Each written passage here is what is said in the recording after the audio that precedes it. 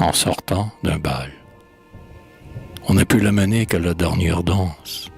C'était son premier bal, songez, et la prudence de sa mère est cédée jusqu'au bout au désir de la voir, embellie encore par le plaisir.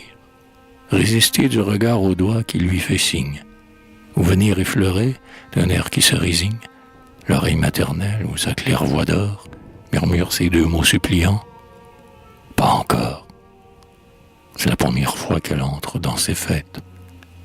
Elle est en blanc, elle a, dans les tresses défaites de ses cheveux, un brin délicat de lilas. Elle accueille d'abord d'un sourire un peu las le danseur qui lui tend la main et qui l'invite, et rougit vaguement et se lève bien vite quand, parmi la clarté joyeuse des salons, on préludait la flûte et les deux violons. Et ce bal lui paraît insolent, immense. C'est le premier. Avant que la valse commence, elle a peur tout à coup et regarde, en tremblant, au bras de son danseur s'appuyer son gant blanc. La voilà donc parmi les grandes demoiselles, oiselet tout surpris de l'émoi de ses ailes. Un jeune homme lui parle et marche à son côté.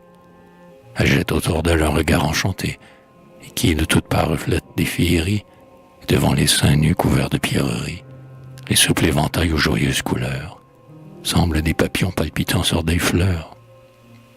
Pourtant elle est partie à la fin, mais mon rêve reste encore sous le charme, et la suivant achève cette première nuit du plaisir révélé, dans le calme du frais boudoir inviolé.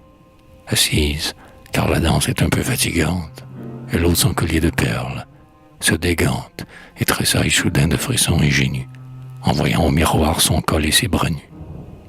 Puis le petit bouquet qui meurt à son corsage, dans son dernier parfum, lui rappelle un passage de la valse où ce blond cavalier l'entraînait. Elle cherche un instant sur son mignon carnet un nom que nul encore n'a le droit de connaître, tandis qu'entre les deux rideaux de la fenêtre, l'aube surprend déjà la lampe qui pâlit. Mais la fatigue enfin l'appelle vers son lit, et, dans l'alcôve obscure où la Vierge se couche, un doux ange gardien veille, un doigt sur la bouche. Mon rêve, éloigne-toi, le respect nous bannit. C'est violer un temple et c'est troubler un nid que de parler encore de ces choses divines, alors qu'il ne faut pas même que tu devines.